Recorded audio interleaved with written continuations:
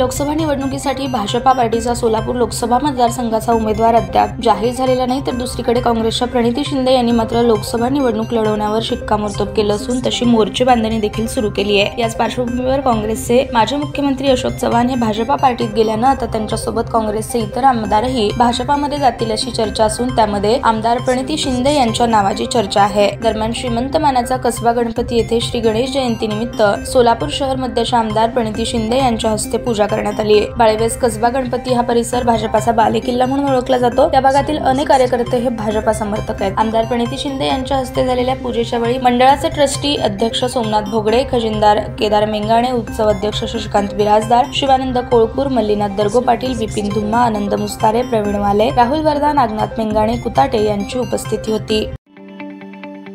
ताज्या बातम्या पाहण्यासाठी प्राईम महाराष्ट्र न्यूज चॅनलला सबस्क्राईब करा।